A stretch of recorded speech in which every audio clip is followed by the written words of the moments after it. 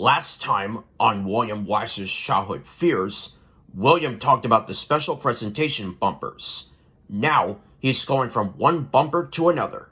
What is it about this time? Let's find out. And now, here is the man that's going to talk about his childhood fears, William Weyser. Hi everyone, William Weyser is here, and welcome to William Weyser's Childhood Fears.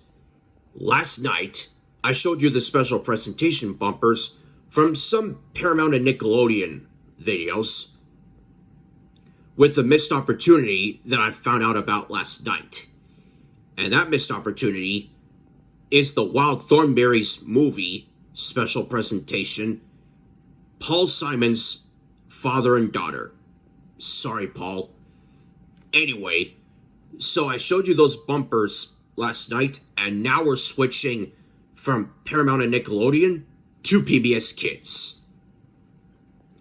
In the early days of PBS Kids, there were some shows that were made by the Corporation for Public Broadcasting, or the CPB for short.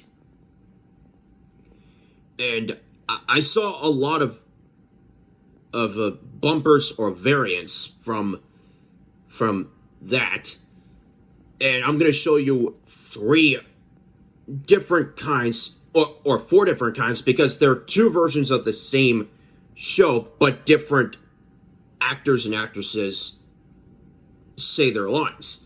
Now, I would do the Sesame Street version, knowing that I have two different episodes on the same recorded PBS Kids VHS tape, but that would take a little too long, and all it is just words from Sesame Street, the Children's Television Workshop, and the Sesame Television Workshop.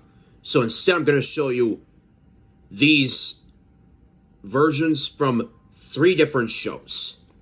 First up, Barney and Friends.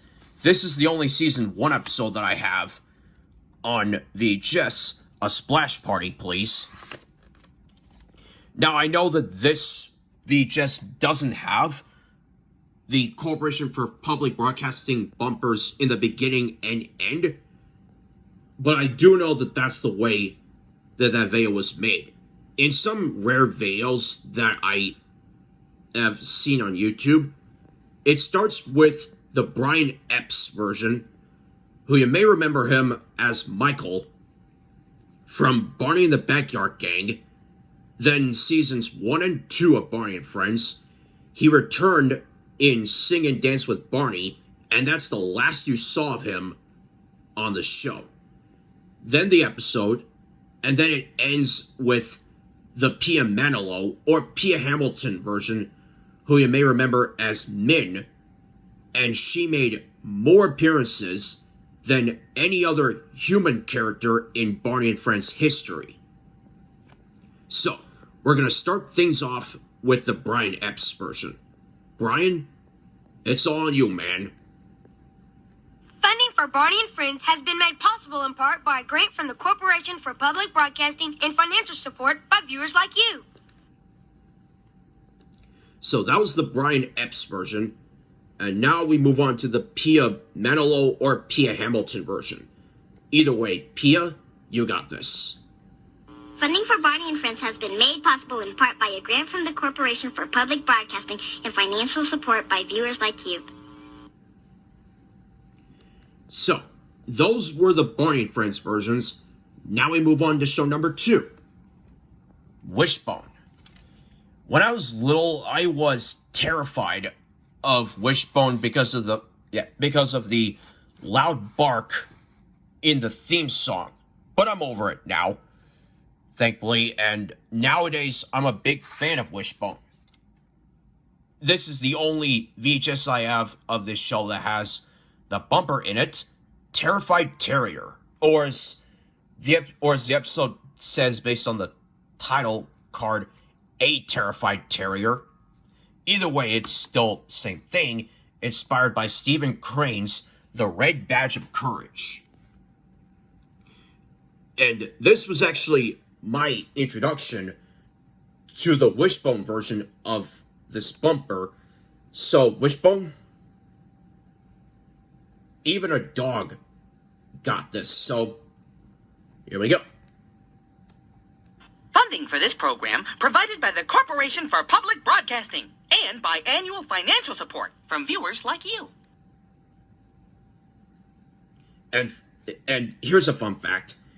After this version of the Corporation for Public Broadcasting plays, you get the "This is PBS" bumper that someone on a StreamYard last night pointed out that was on the first 5 U.S. Teletubbies videos, from "Here Come the Teletubbies" to "Funny Day." And there are no Teletubbies versions of this, so you're not going to get any of those.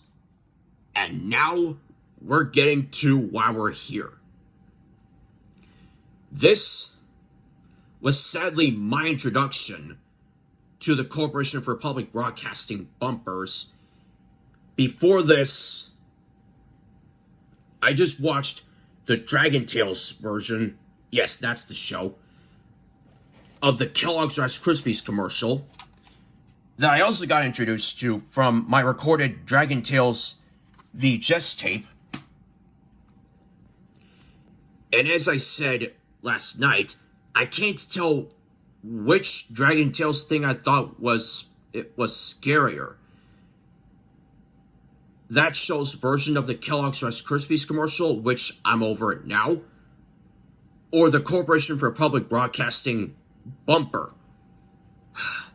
I mean, when it comes to the Kellogg's Rice Krispies commercial, all I have to say is the Teletubbies version is better.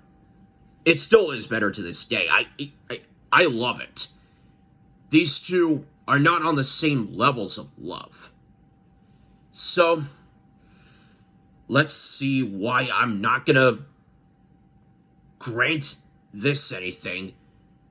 This is the Dragon Tales version of the Corporation for Public Broadcasting bumper, along with the U.S. Department of Education.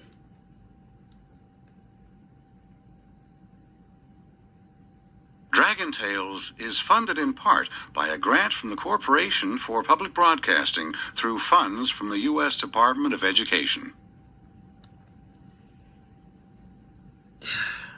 I hope you enjoyed that. Now, there are some reasons why I thought this was scary. Actually, I'm going to shorten it with just one. The creepy voiceover guy. Or, the creepy announcer guy, and I'm sorry for calling him that. And if I were an educator, I would educate this bumper into being a much better bumper than what it is. I still am a big Dragon Tales fan, just not a fan of this bumper. And when I was little, I wasn't a big fan of the Dragon Tales Kellogg's Rice Krispies commercial, which I also sadly got introduced to before I saw the Teletubbies version, which, again, I still love.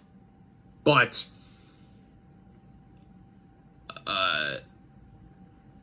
nowadays, I seem to be getting better at that than how I was of it as a kid.